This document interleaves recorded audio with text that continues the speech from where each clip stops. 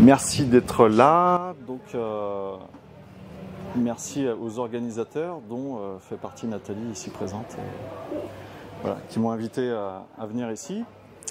Donc, je vous fais une conférence cet après-midi sur ce qu'on appelle évidemment des constellations familiales et systémiques. Demain, j'en fais une autre sur ce qu'on appelle le décodage biologique des maladies ou la compréhension de l'origine émotionnelle des maladies. Sachant qu'en fait, moi, en tant que praticien, les deux vont très bien ensemble. Je suis praticien dans ces domaines-là, ça fait à peu près 7 ans, et je forme aussi les gens à apprendre à consteller en individuel et sur ce qu'on appelle le décodage biologique des maladies. Donc si vous êtes là, est-ce qu'il y en a parmi vous qui ont déjà vu la série Netflix qui s'appelle Le Chemin de l'Olivier? Toi? Ok. En fait, c'est une série Netflix, voilà, et où dans la série, donc c'est romancé, etc., mais il y a des constellations familiales et systémiques en groupe. Donc ça peut vous donner aussi un autre aperçu de ce qu'on peut travailler en fait en séance.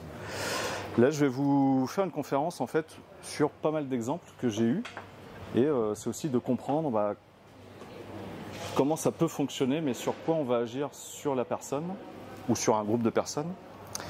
Et après, je dirais que de toute façon, si vous voulez vraiment goûter à l'essence même d'une constellation, c'est de pouvoir participer en groupe. Après, moi j'en fais en groupe, mais je ne suis pas du tout d'ici, je suis plein ouest en France, à Nantes. Mais j'en fais autrement en individuel, en visio. Donc, et je fais essentiellement que de la visio. Je fais une constelle en groupe une fois par mois, parce que ça me plaît beaucoup de pouvoir générer un groupe et les gens vont se consteller les uns les autres. Donc voilà, je voulais vous poser une question. Est-ce que vous savez, vous là, maintenant, là, dans votre vie de tous les jours, qu'est-ce qui peut vous influencer? Qu'est-ce qui fait que vous pouvez être stressé? Qu'est-ce qui fait que vous pouvez avoir, je sais pas, être bien aussi dans votre vie de tous les jours?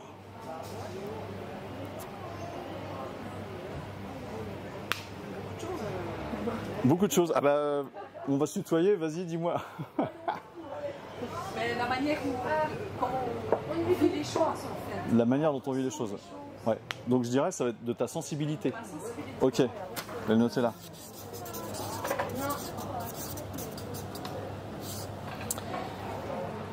En fait, ce que je vous demande, c'est est-ce que par exemple vous êtes influencé par votre naissance? Comment s'est passée votre naissance, d'après vous? Ouais. Ok. Est-ce que vous êtes influencé par les 9 mois que vous avez passés dans le ventre de votre mère? Ah, bon, j'ai bon pour l'instant. Je vais mettre gestation.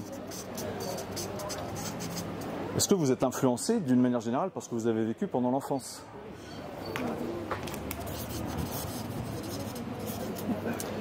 Sachant qu'il a fallu 2 personnes pour vous créer à un moment donné, est-ce que d'après vous, vous êtes aussi influencé par vos parents? Ok.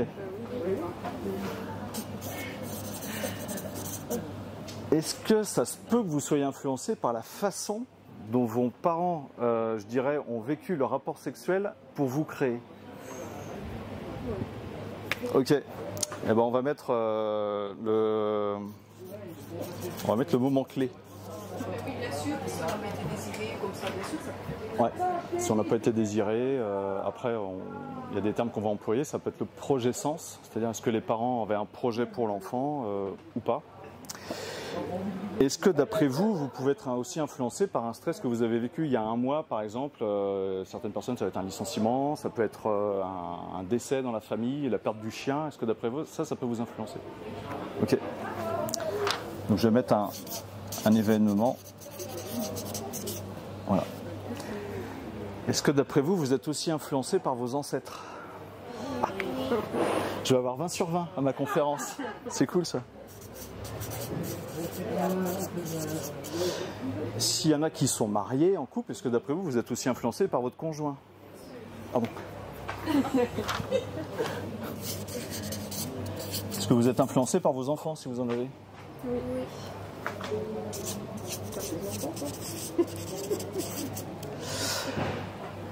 Est-ce que d'après vous, c'est possible que vous soyez influencé par vos ancêtres, parce qu'ils ont vécu? Oui.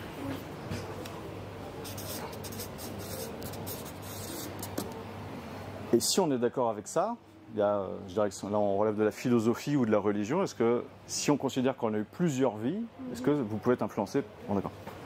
On appelle ça le karmique. Ok. Le karma, le karmique.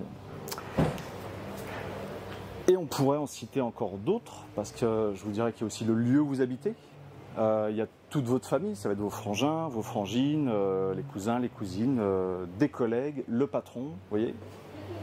Les gens qui font partie de votre sphère. Et en fait, on appelle ça le champ d'information. C'est-à-dire que vous faites partie, c'est comme si vous étiez, c'est pour ça qu'on appelle ça constellation un peu, c'est comme si vous étiez une planète. Et imaginez qu'autour de vous gravitent tout un tas d'autres planètes ou tout un tas d'autres étoiles. Eh bien, je dirais que ces autres planètes, ces autres étoiles, ça peut être le mari, le collègue, l'animal domestique, ça peut être tout ce que vous voulez, mais c'est là-dessus que les constellations familiales et systémiques peuvent agir. C'est-à-dire que le champ est très très large. Et même pour certaines personnes, ça va être le lieu où elles habitent qui vient les influencer, parce que vous avez des lieux des fois où il y a pu y avoir des vestiges romains, des choses comme ça, ou des exécutions. Il y a des personnes qui habitent sur un cimetière alors qu'ils ne le savent pas, un ancien cimetière. Et en effet, l'énergie du lieu va venir influencer les personnes. Donc, c'est très large. Ça, c'est ce qui va venir vous influencer, c'est ce qu'en constellation, on va aller chercher. On va aller chercher des mémoires émotionnelles. Donc ça peut être dans l'inconscient quand vous étiez enfant, mais ça peut être dans un inconscient collectif, ça peut être énergétiquement dans des mémoires émotionnelles.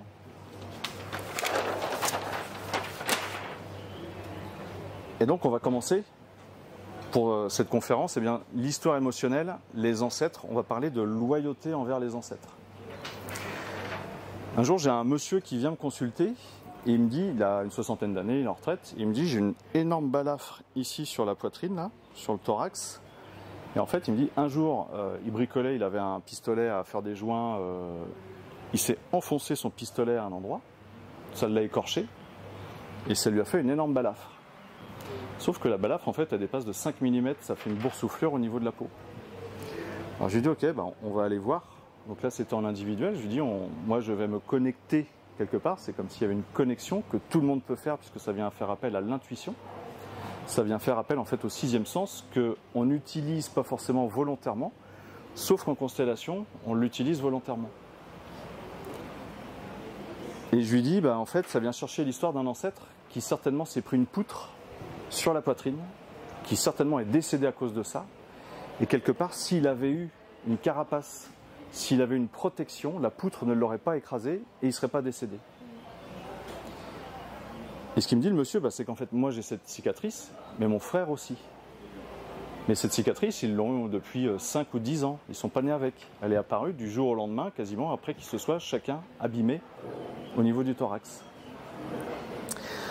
Et la constellation, en fait, quand je constelle quelqu'un, en fait, eh bien, c'est vraiment comme si vous vous mettiez dans la peau de l'ancêtre qui a vécu ce traumatisme.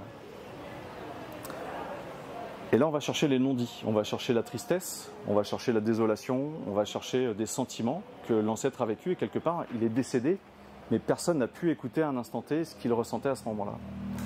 Et c'est ça la magie de la constellation, c'est qu'on va aller chercher vraiment, dans le champ d'information de la personne, eh bien, les non-dits inconscients, l'émotionnel qui est bloqué, c'est comme s'il était bloqué quelque part dans l'espace-temps, mais sauf qu'il est là.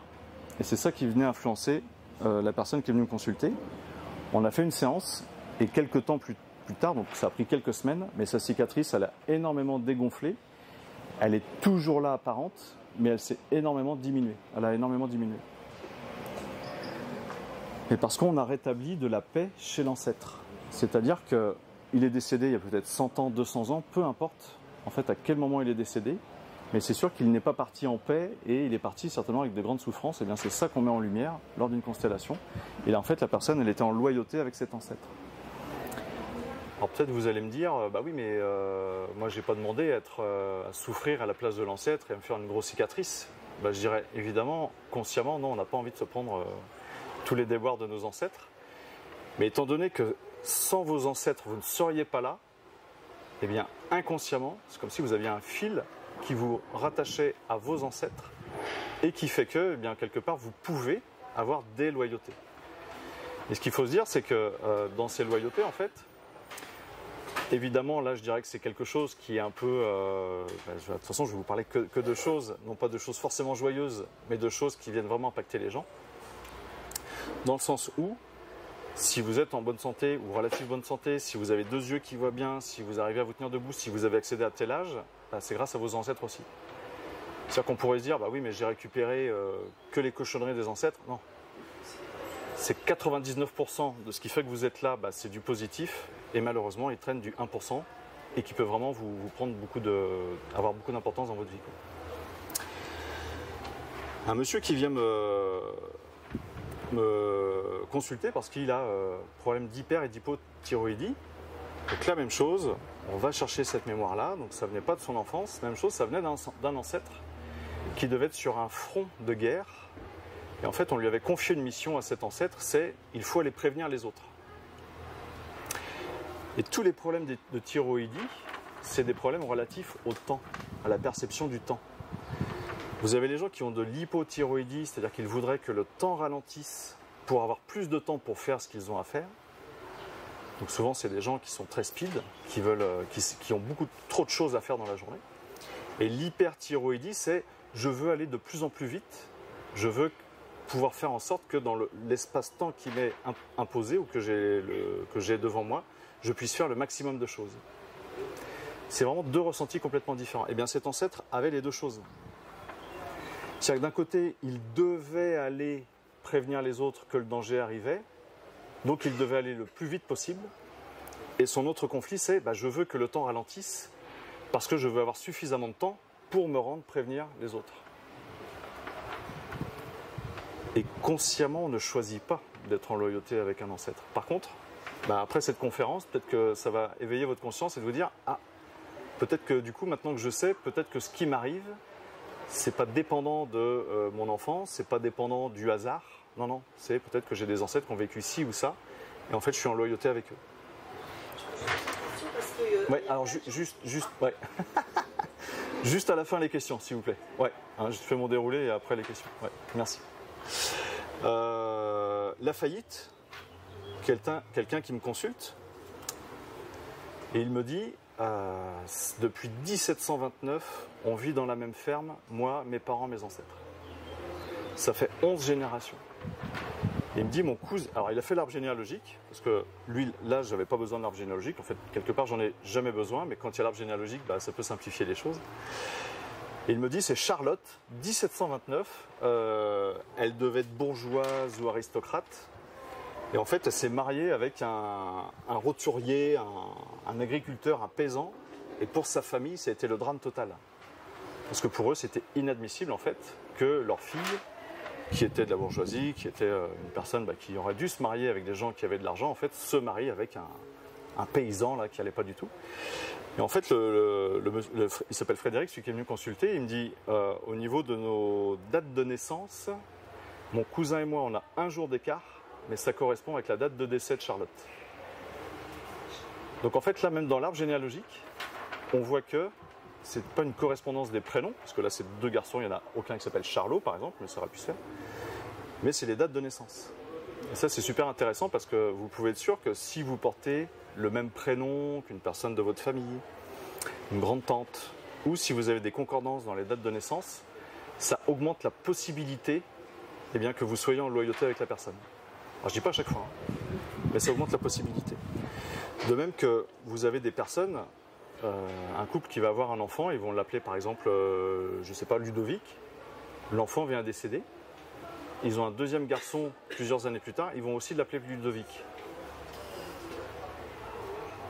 Ça va amplifier le phénomène et ça peut entraîner tout un tas de causes que je vais évoquer tout à l'heure, mais de l'auto-sabotage, des difficultés à trouver sa place, parce qu'en fait, la personne, c'est comme si elle était dans le champ d'énergie du défunt, du Ludovic qui est décédé quelques années plus tôt. Il y a des personnes qui peuvent venir me consulter parce qu'en fait elles font des PMA, elles ont des difficultés en fait à tomber enceinte, elles sont en couple, elles ont un bel équilibre familial, elles ont du travail, un mari qui leur convient. Il n'y a pas de problème au niveau des spermatozoïdes, mais par contre, elles, physiologiquement, tout va bien, mais ça ne marche pas.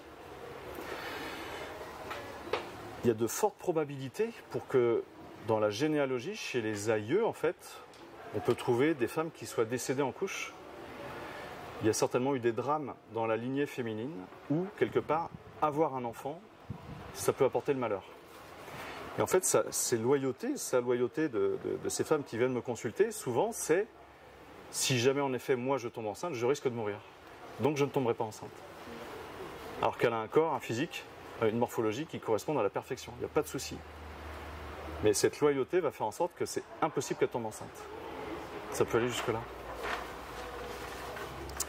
Donc ouais, si vous avez des questions, notez-les éventuellement. Ou là, notez-les là et puis on verra ça à la fin. Là, je vous ai noté, c'est ce qu'on évoquait tout à l'heure. Dans votre champ d'information, il y a les ancêtres, mais il peut y avoir aussi votre conception, comment vous avez été conçu par vos parents. Ça peut rejoindre aussi ça, la conception où officiellement, le papa c'est lui, mais officieusement, c'est pas lui. Ça va venir vous chercher dans des légitimités à exister, par exemple. Parce que maman sait que ce n'est pas mon père légitime.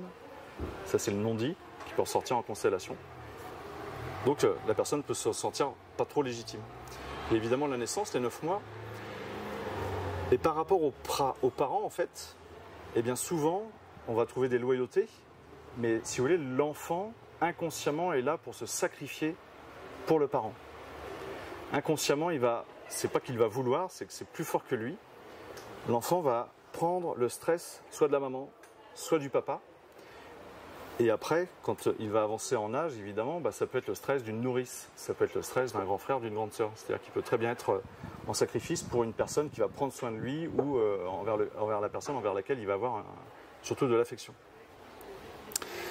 Donc là, je vous ai pris un exemple d'une personne qui est tout le temps pressée. Et il faut qu'elle fasse les choses très vite. C'est plus fort qu'elle. Et ça rejoint sa conception. D'après vous, qu'est-ce qui s'est passé à la conception? Qu'est-ce qui fait que... Là, il y a 2 parents.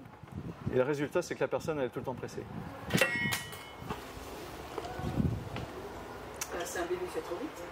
Alors, c'est un bébé fait trop vite. Ça peut être ça. C'est comme ça que je... Alors là, il n'est pas forcément caché, mais Mais je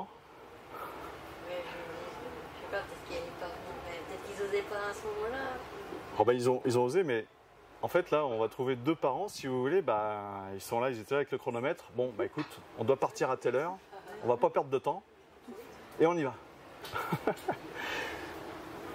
Et la personne, ça peut lui pourrir la vie en permanence, parce qu'en fait, elle a pris le surstress des parents où il faut qu'on se dépêche.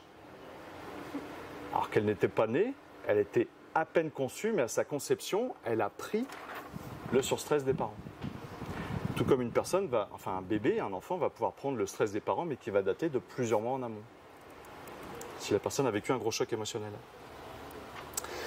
Vous avez beaucoup de personnes qui, en tout cas qui viennent me consulter, qui me disent au niveau du boulot, ça me plaît plus ou moins, j'ai du mal à avoir une vie de couple, j'ai du mal à trouver ma place. Il y a beaucoup de personnes qui ont une remise en question, soit jeune, mais généralement c'est vers la quarantaine. Donc on va dire que c'est une crise de quarantaine des fois, mais il n'y a pas d'âge vraiment.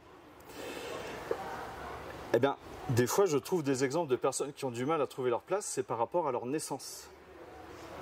C'est-à-dire qu'il y a évidemment des calculs, des prévisions qui sont faites où l'enfant doit naître à tel jour, sauf que c'est l'enfant qui décide à quel âge, à quel moment il doit naître. C'est-à-dire que c'est lui qui, au niveau hormonal, va déclencher le travail, la perte des os, etc. Sauf que si jamais on ne respecte pas, c'est-à-dire que pour une raison X ou Y, pour une raison de santé, pour une raison que le corps médical se dit oui, mais là il va y avoir des départs en vacances, donc les obstétriciens vont être partis. Donc à ce moment-là, on va avancer la date de naissance. Ça, en ce moment, il y en a plusieurs où ça se passe comme ça. L'enfant inconsciemment ne va pas se sentir respecté, comme s'il n'avait pas forcément le droit de... là, c'est de naître, de sortir du ventre de maman quand il le veut, et en ne se sentant pas respecté par rapport à ça, ça peut entraîner des difficultés à trouver sa place. Sachant que trouver sa place, ça peut être lié à tout un tas d'autres causes. Mais ça rejoint aussi le colère et l'irrespect. C'est-à-dire que l'enfant, s'il ne se sent pas respecté dans son choix, ça peut faire un enfant colérique qui aura énormément de difficultés à respecter les choix de l'adulte. À respecter, alors non pas les ordres, mais dans le mode éducatif, à respecter ce qu'on va lui dire de peut-être mettre la table, de respecter certaines contraintes. Eh bien, on va retrouver des fois cette origine uniquement due à la naissance. Alors, une fois que je l'ai fait, c'est comme si j'étais bébé dans le ventre de maman, mais j'étais bien, j'étais au calme, j'étais au chaud, j'étais protégé. Et c'est comme si d'un moment à l'autre, on vient vraiment le secouer, on vient vraiment le chambouler dans son calme, dans sa paix. Et c'était un enfant qui ne supportait pas qu'on lui demande de faire des choses et de donner des coups de main à la maison pour faire des tâches ménagères. Donc ça s'est vachement apaisé. J'ai une jeune qui rentrait au lycée et elle avait fait tout son cursus au collège et elle avait une phobie du lycée. Ce qui s'est passé là, c'est que pendant les 9 mois de gestation, donc dans le ventre de maman, ce qui s'est passé, c'est que maman, en fait, elle bossait dans une entreprise où il y avait un des salariés qui ne supportait pas les femmes enceintes. Et elle a reçu des menaces parce qu'elle était enceinte dans la société. Et ce qui fait que pendant plusieurs mois où elle était enceinte, elle était en surstress avec une insécurité totale vis-à-vis de ce type-là dans sa boîte. Et bien en fait, sa fille, plusieurs années plus tard, quand elle rentre au lycée, elle avait une phobie du lycée, mais son inconscient associait le gros établissement qu'était le lycée avec le gros établissement où maman allait travailler. Sachant que quand bébé était dans le ventre de maman, il ne voyait pas l'établissement, la grosse usine où travaillait maman. Mais c'est pas grave, son inconscient a assimilé le lycée, qui était un gros établissement dans un centre-ville, avec la société de la maman. Donc on a déprogrammé ça. J'ai une fois une maman qui vient me consulter, là c'était vraiment un cas extrême, c'est un petit, il avait 4-5 ans et en fait il était intenable. Là à l'époque j'allais chez eux, je suis allé dans leur maison, donc je dis bonjour à la dame, je dis bonjour au mari, leur enfant n'était pas là, et elle me dit il est dans sa chambre, ok. Et ils avaient enfermé leur enfant à clé dans la chambre. Parce qu'elle me dit oui mais le problème c'est que quand on le libère dans la maison, il monte sur le canapé, il va monter sur des étagères. C'est comme s'il fuyait en permanence. Là, ce qui s'est passé, c'est que quand maman était enceinte de lui, ils habitaient à l'époque dans un appartement. Un jour, elle quitte l'appartement, elle était enceinte, elle quitte l'appartement, elle va dans l'ascenseur. Et là, il y a un des voisins qui se pointe avec un couteau et qui la menace.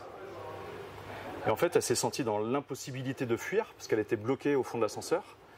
Elle s'est dit, j'ai peur pour ma vie, j'ai aussi peur pour la vie de bébé. Donc elle avait vécu un gros moment hyper anxieux. Heureusement, il y a une autre personne qui est venue, qui a su interpeller le fou là, qui était avec le couteau. Il a réussi à le débarrasser de ça. Mais là, c'est pareil. Bébé dans le ventre de maman a eu ce programmement où il faut fuir. Maman a vécu le surstress de je ne peux pas éviter le danger, je ne peux pas fuir, je ne peux pas éviter l'insécurité. C'est pas grave, maman, moi je vais fuir à ta place. Et donc il avait ce programme-là. Et ça, c'est pareil, on le déprogramme en constellation. Je ne dis pas que tous les enfants qui sont diagnostiqués de TDAH ont leur maman qui a vécu un surstress pendant la grossesse, mais ça peut être un stress beaucoup plus petit. Ça peut être des stress de perte d'emploi, des fois des stress de séparation. Vous avez des femmes qui sont enceintes et en effet le couple bat de l'aile et il y a une peur de se séparer. Eh bien, si maman peut avoir cette peur d'une très forte insécurité, l'enfant va faire éponge avec l'insécurité de maman de manière inconsciente et il va avoir des troubles du comportement.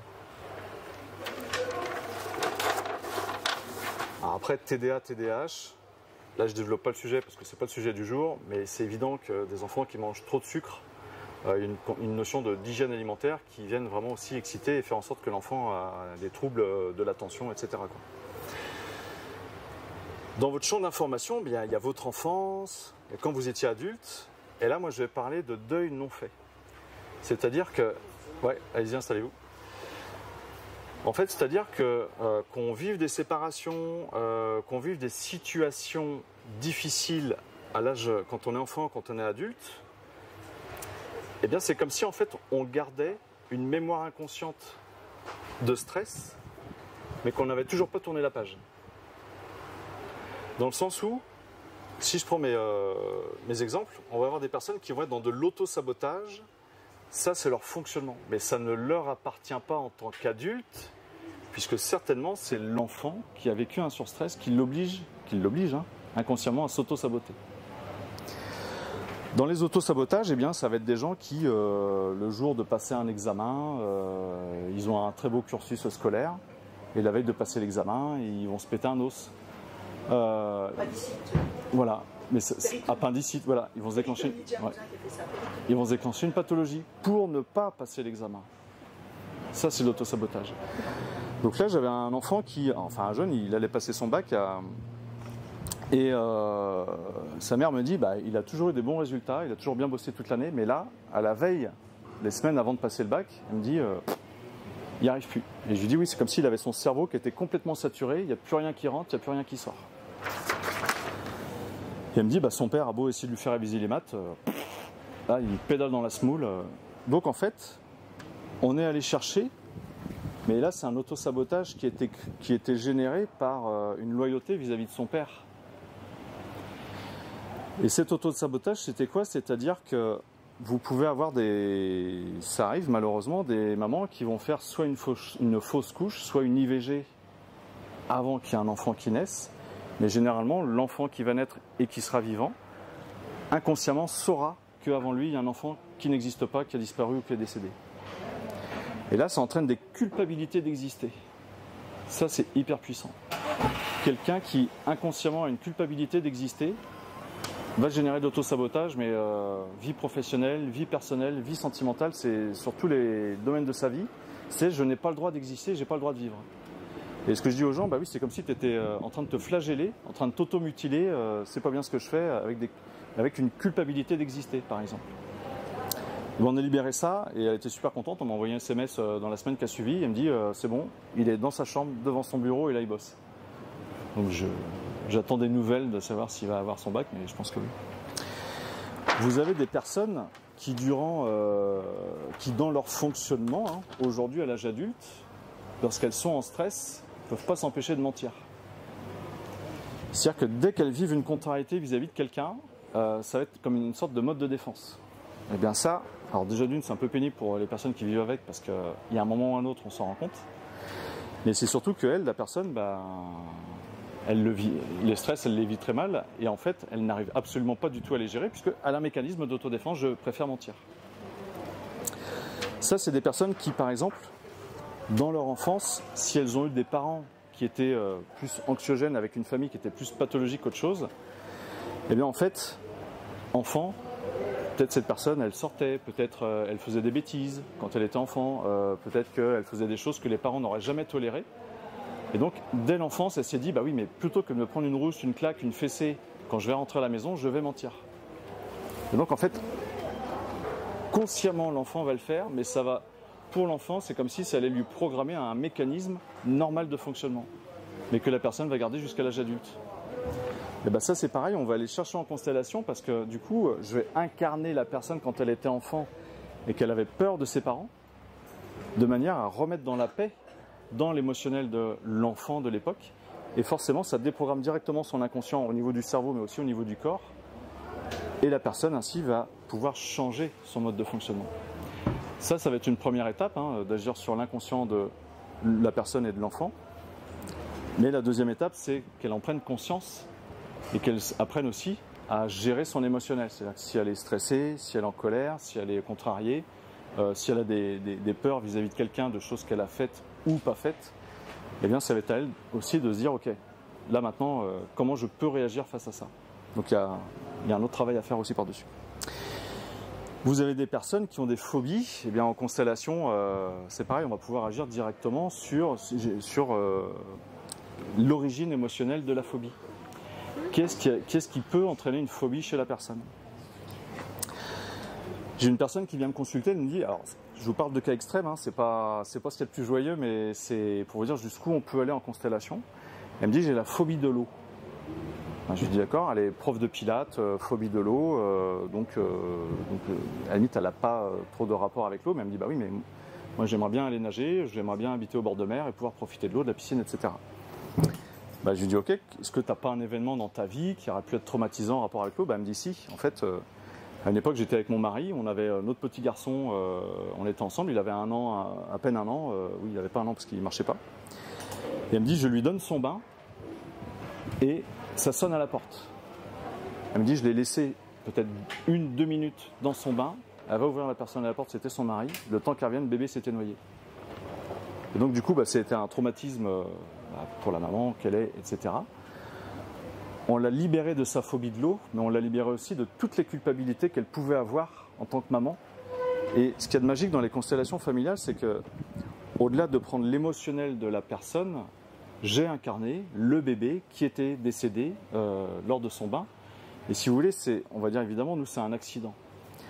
Sauf que, quelque part, en fonction de nos croyances, peut-être même de notre religion, eh bien, on peut se dire, oui, ce sont des cheminements d'âme. Et malheureusement, c'est que le bébé, c'est un choix d'âme de ne pas vivre plus longtemps. Et quand on a ces considérations-là, ça permet vraiment de faire un gros mea culpa et de se libérer de beaucoup de culpabilité, parce qu'en effet, c'est pas maman qui a mal agi, c'est que de toute façon, bébé devait décéder dans les minutes, dans les heures, mais à ce moment-là. Et donc, en fait, on n'y peut rien.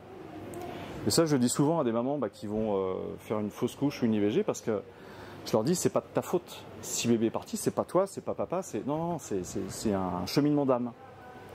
Donc, ça dédramatise beaucoup de choses.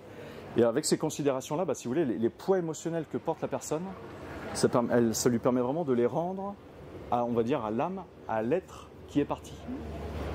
Et en constellation, je peux vous dire que la personne, souvent, elle se dit, oui, j'ai les épaules qui se détendent, je sens que je me sens plus légère, ça respire mieux, oui, parce que depuis des années, en fait, elle portait ces poids émotionnels, cette charge émotionnelle qui ne lui appartenait pas, parce que ça appartient à son passé. J'ai une jeune qui vient me consulter, elle me dit, voilà, elle a 27 ans, je veux passer mon permis de conduire, mais j'ai déjà essayé plus d'une dizaine de fois quand elle avait 18-19 ans, ça n'a jamais marché. Donc on a commencé par le code. On a fait une séance sur le code, mais je lui ai dit, oui, mais quand tu essayais de passer ton permis de conduire quand tu avais 18 ans, donc il y a quasiment 10 ans, je te sens pas motivé, il y a quelque chose qui n'allait pas. Elle me dit oui, parce qu'en fait, je le faisais pour faire plaisir à mon père. Mais si elle, quelque part, son père, il a gonflé tellement que ça lui faisait plaisir de ne pas faire plaisir à son père. Donc elle s'est forcée. Et elle a échoué à chaque fois. Mais elle gardait en elle cette mémoire-là, d'être nulle au code, d'être nulle à la conduite. J'ai tout le temps échoué. On fait une première séance pour le code, elle a son code. Et elle me dit, là je vais bientôt passer la conduite parce que j'ai fait conduite en express, c'est sur 4 jours. Et là je me cale sur elle, je dis, non mais t'es pas prête là. T'as fait ta conduite c'est bien, mais là t'es pas prête à passer l'examen. Et elle l'a eu. Donc c'est cool. Mais c'était pas gagné d'avance. Hein. Ça fait partie des cas, pouvoir réussir un examen comme ça en si peu de séances, c'est quand même assez chaud quoi. Il y a un bonus que je vous propose, c'est ce qu'on appelle l'histoire du jumeau perdu. Est-ce que vous savez ce que c'est quand on parle du jumeau perdu? Maman attend à 2 œufs. Ouais. Et puis il y en a un qui se perd dans le placenta. Voilà, il y a 2 œufs, il y en a un qui se perd dans le placenta, qui meurt. Et on ne le dit pas à la naissance. Non. Et en fait, ma fille m'a dit, maman, je suis mal dans ma peau, je suis née. Ouais. Est-ce que tu as attendu des jumeaux? Moi, j'en sais rien. Non, on peut pas savoir. J'ai une famille jumeaux, donc voilà. Et en fait, elle me dit, et je suis chez Caritas, je regarde les bouquins, mais 2 jours après, je n'ai jamais revu ce bouquin. Ouais, le bouquin c'est ça. là-dessus. Sur le jumeau perdu, je dis, Aurélie, j'ai le bouquin. C'est une belle synchronicité. Incroyable. Je lui donne le livre, elle me dit, maman, je veux. Donc elle dit, je sais que c'est ça. Ouais. Donc le jumeau perdu, c'est un. C'est dur, c'est pareil dans le placenta, il y a un truc dur, mais elle ne le dit pas. Ouais, mais c'est. Alors ça, je dirais, on parle de la technique là. Moi, je vais plus parler de la partie émotionnelle. Mais on peut le savoir émotionnellement, profondément, sans que la maman le sache. Ouais. Ah oui. Ah oui. À chaque fois, c'est ça. C'est ça. En fait, maman ne sait pas qu'elle peut porter 2, 3, 4 enfants. Un deuxième et qu'il manque quelque chose. En constel, ouais, on sait tout. Et vous savez quoi? Ouais, ouais. C'est une grossesse où j'étais tout le temps triste. D'accord. Ouais, donc, toute la grossesse, j'étais triste. Et je sais. donc vous étiez connecté au deuil à faire certainement. Et au deuil de la fille de celui qui était parti. Qui a Ouais. Jumeaux perdus, alors il n'y a pas d'études scientifiques qui prouvent que. Il y en a qui ont fait des études là-dessus. Ils demandaient aux sages-femmes de regarder dans le placenta si il n'y avait pas une trace, éventuellement d'un fœtus qui aurait pu être là. Sachant que le jumeau a pu vivre 1 minute, 1 heure, une journée, un mois. Je veux dire, c'est pas une notion de durée. Par contre, ça va vraiment être une notion de la fusion qu'il va y avoir entre les 2 bébés dans le ventre de maman. S'ils arrivent là au même moment, au même endroit, là c'est pareil, ça rejoint des histoires d'âme où il y a vraiment une connexion qui est très forte entre les deux. Et peut-être même qu'il y a un pacte entre les âmes, et là il y en a un qui part. Donc l'autre, ça va entraîner des difficultés à trouver sa place, mais là je rejoins, comme tout à l'heure, une culpabilité d'exister, hein, comme pour une femme qui aurait pu subir, ok, merci, qui aurait subi une fausse couche ou une IVG. Bébé sait et est connecté à l'enfant disparu. Alors bébé est connecté, mais l'adulte aussi. Mais personne n'en a conscience. Mais vous avez des gens, est-ce qu'il y en a parmi vous qui ont l'habitude des fois d'acheter les choses en double sans savoir pourquoi? Voilà. Ou, ouais, ok. Ou d'acheter des choses, il y en a qui se disent ouais j'achète, puis j'achète pour les copains, les copines, voilà, ok. Bon bah ça te parle.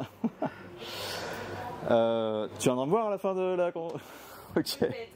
Non, parce que alors, quand on fait des constels, on développe un peu de sensibilité et il est là en fait, donc c'est pour ça.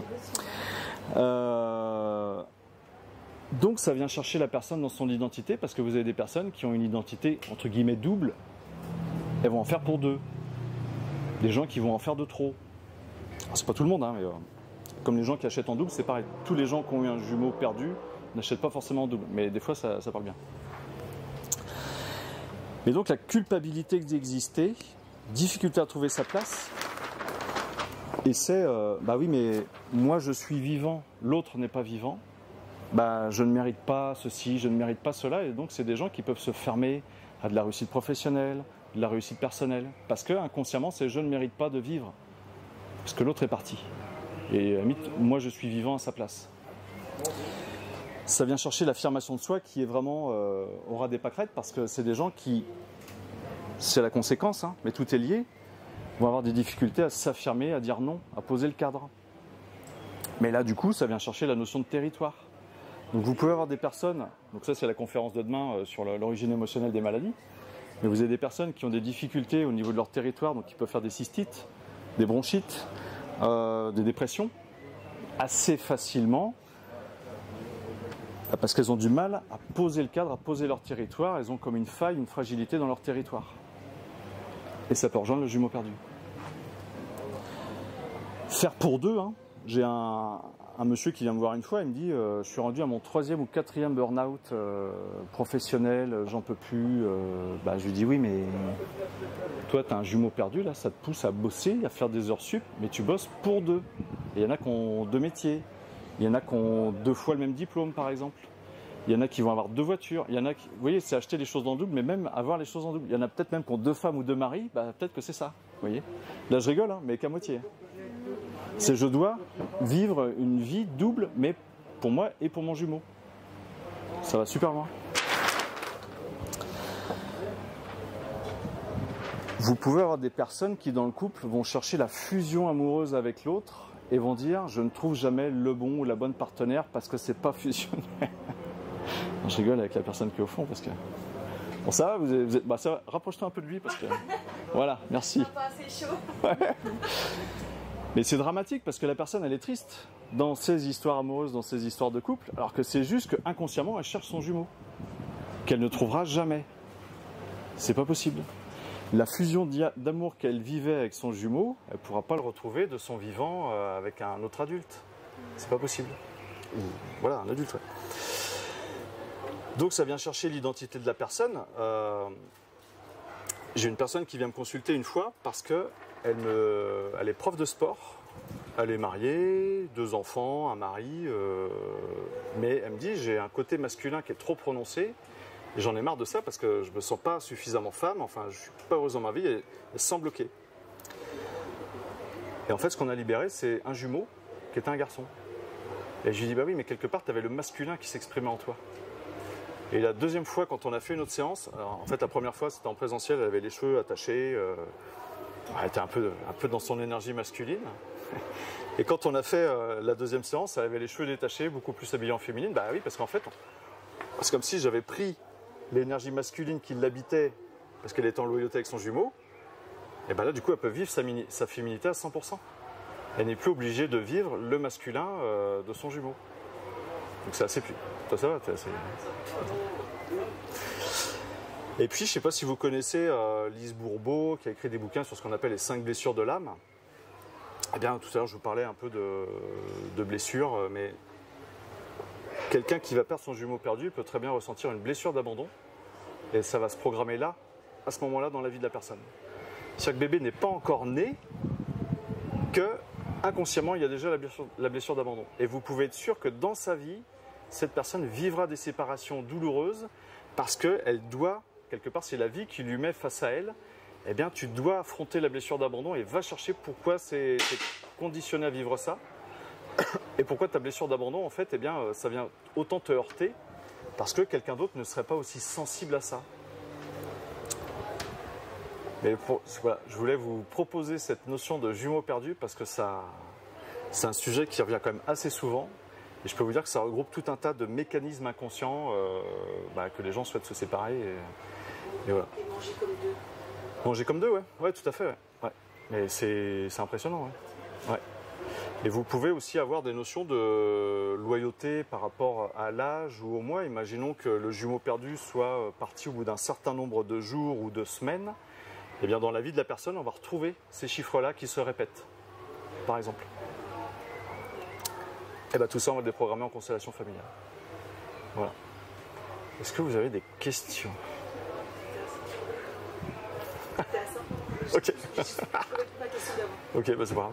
Il faudrait reprendre les papiers parce que... Et donc en fait on va agir sur des problèmes émotionnels, des troubles du comportement, sur les problèmes de santé. Sur les problèmes de santé, j'ai juste évoqué la cicatrice, mais on a fait de la constellation familiale par rapport à des personnes qui avaient, on va dire, maladie génétique dans la famille. Là c'était une polykystose rénale, donc en fait le problème de cette maladie-là, c'est que les gens peuvent en mourir parce qu'il y a un moment où il faut être dialysé, les reins ne fonctionnent plus. Et s'il n'y a pas de donneur, malheureusement les reins ne vont plus fonctionner du tout. Et là ce qui est intéressant, c'est que tout ce qui est problème de reins, c'est des conflits, des surstress en rapport avec les liquides. Ouais. Et là dans cette constellation-là, c'est que la personne... il y a des ancêtres qui devaient avoir une ferme et en fait il y a une rivière qui a débordé, qui a fait une crue et qui a tout emporté sur son passage, dévastant les récoltes et peut-être même en tuant des personnes par noyade. Donc chez les ancêtres, il y a des ancêtres qui ont vécu ce drame-là.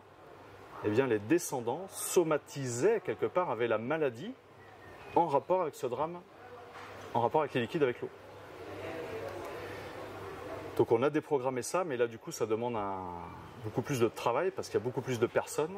Mais en tout cas la personne qui s'est faite consteller ce jour-là, ça agit directement sur elle. Est-ce que ça libère les enfants ? Oui. Alors pour les enfants c'est un peu particulier parce que là, j'avais une maman qui était là ce matin qui est venue me voir. Elle me dit mon fils a une hypothyroïdie, son fils je crois il avait 7-8 ans. Il a une hypothyroïdie et elle me dit c'est depuis qu'il est né. Je lui demande du coup à la maman. Si vous voyez, je pose même pas de questions à l'enfant. Il a ça depuis qu'il est né. Je lui dis, est-ce que quand tu étais enceinte de lui, tu étais hyper speed, fait tout le temps que tu cours à droite à gauche et que tu aurais aimé que le temps ralentisse ? Elle me dit, oui, mais c'est ma vie ça. Je lui dis, ouais. Mais du coup, elle a pris rendez-vous parce que je lui dis, on va plus travailler sur toi, sur ton rapport au temps que sur ton fils. Lui, ton fils, lui, inconsciemment, quelque part, il veut te sauver. C'est oui, maman, moi je vais faire en sorte que le temps ralentisse parce qu'en fait, si vous voyez, ce sont les canaux thyroïdiens qui viennent se boucher de manière à ce que l'hormone thyroïdienne ait du mal à se diffuser dans le corps. Et donc, si on arrive en effet à déprogrammer la loyauté de l'inconscient de l'enfant vis-à-vis de sa maman, ces canaux thyroïdiens vont avoir une taille normale et du coup, son hypothyroïdie va s'arrêter. Par exemple. Alors, Tchernobyl, je ne sais pas. Là, je peux pas vous dire. C'est possible. Mais je dirais un événement comme Tchernobyl, c'est plus la peur de mourir. Et peur de mourir, ça va faire un cancer du poumon. Donc peut-être. Après, je sais pas, j'ai pas d'études là-dessus, mais peut-être que des gens qui ont eu peur de mourir à cause du nuage de Tchernobyl, qui ont été obligés de. Après, ça ne rejoint pas que ça, comme sur stress. C'est des gens aussi qui ont été obligés de quitter leur maison du jour au lendemain. Donc ça peut être des gens qui ont tout perdu, où le ciel leur est tombé sur la tête. Là, c'est des gens qui peuvent faire de la rétention d'eau. Voilà. Ils sont passés en mode survie. Ouais. Et ce mode survie-là, on va le retrouver aussi avec des réfugiés qui ont subi des bombardements, qui ont subi une perte totale de leurs biens, de leur métier.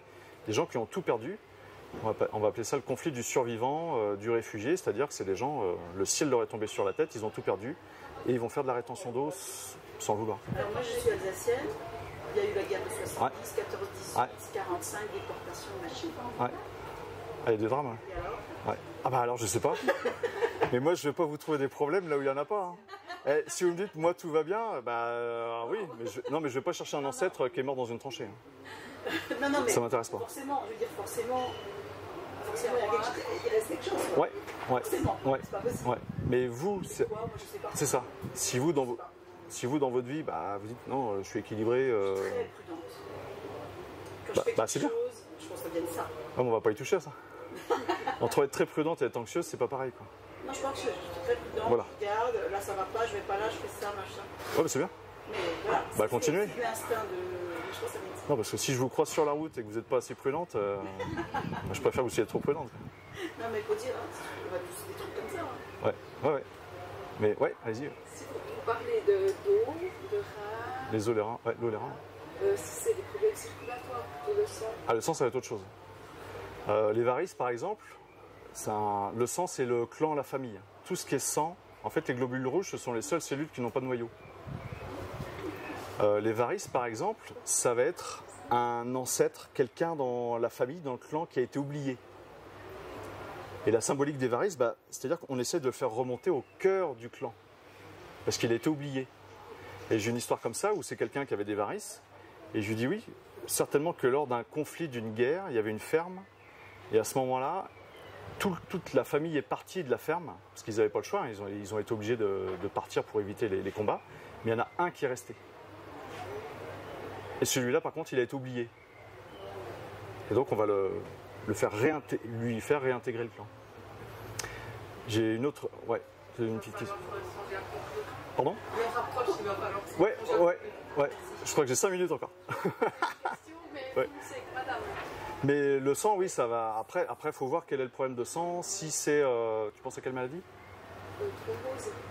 Ok, ouais, alors ça va être c'est pareil, ça va être en rapport au clan, les thromboses, thrombopénies, il faut regarder ça dans un dictionnaire, ce qu'on va pouvoir trouver.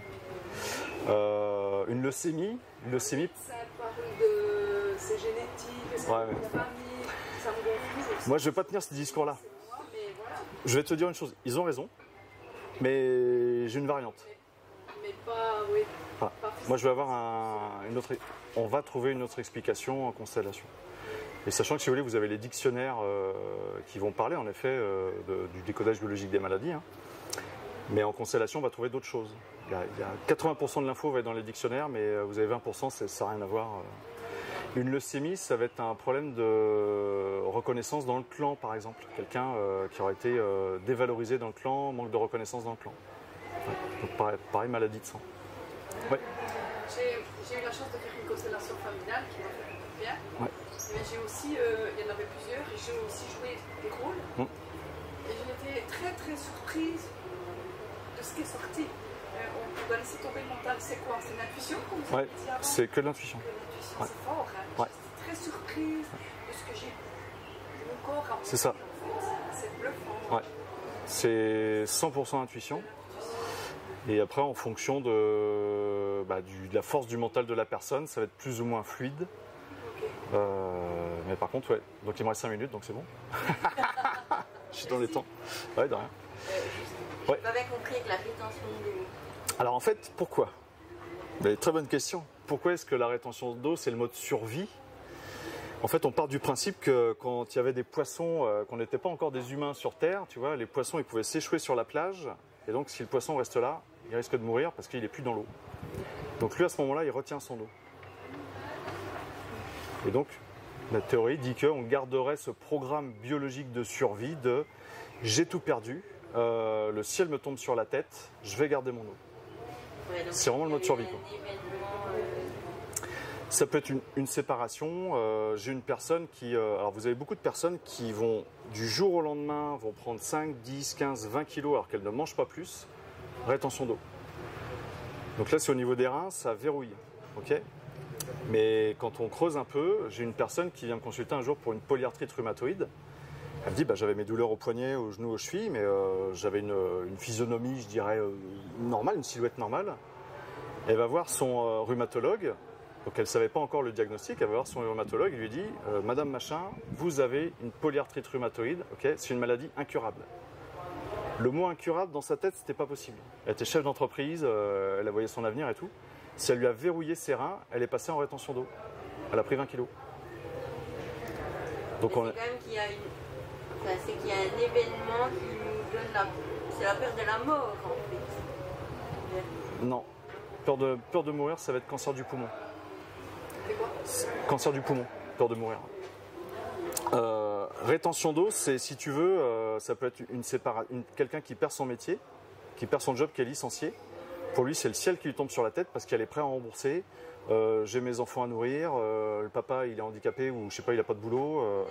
Mode survie. Il est plus capable d'assumer sa vie. Ouais. Ah bah il a une peur, il y a une peur de. La personne a peur de. C'est pas qu'elle peut pas, hein, mais là c'est tous les stress. Et donc vous avez beaucoup de personnes qui peuvent avoir un diagnostic d'une pathologie. Là c'est le ciel qui leur tombe sur la tête parce qu'elles ne s'attendaient pas à ça. Et elles vont verrouiller les reins. Et là, ils vont prendre 5, 10, 15, 20 kilos. Donc, souvent, les personnes qui font de la rétention d'eau, mais toi, je pense que ce n'est pas ton cas parce que ça ne se voit pas. S'il fait un temps humide, Ah oui? chaud, comme ça, c'est. Rétention d'eau, les symptômes, c'est quoi? C'est souvent sensation de bouche sèche, gorge sèche. Voilà. Donc, les gens sont obligés de boire une petite bouteille d'eau, juste petite gorgée parce que c'est désagréable. Perte de mémoire à court terme. Donc, c'est où est-ce que j'ai posé mes clés? Qu'est-ce qu'on m'a dit? Mince, qu'est-ce que je devais faire? Ça, c'est perte de mémoire à court terme. Et une fois de temps en temps, ça peut être très très forte sudation la nuit, on mouille les draps. Donc là, c'est que ça va mieux, c'est qu'on libère de la flotte, quoi. Mais et donc, alors je développe, hein, ça n'a rien à voir avec le sujet, mais rétention d'eau, ça va créer augmentation de tous les symptômes. Si vous avez des problèmes rhumato, si vous faites une grippe, tous les symptômes vont être multipliés, quoi. Si une personne qui va faire un cancer, bah là, la tumeur va exploser. Enfin bon, c'est donc c'est ce qu'on va voir moi en constellation. Si je vois que la personne fait de la rétention d'eau, je vais d'abord traiter son problème de rétention d'eau pour qu'elle ne soit plus dans son conflit émotionnel, hein, de mode survie. Et après, on va travailler les autres sujets.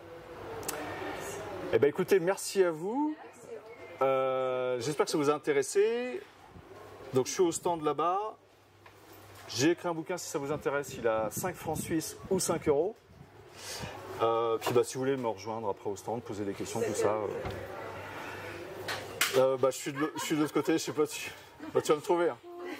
Tu demandes un mec d'1m92, chemise blanche, voilà. Ouais, normalement tu vas me voir. Hein.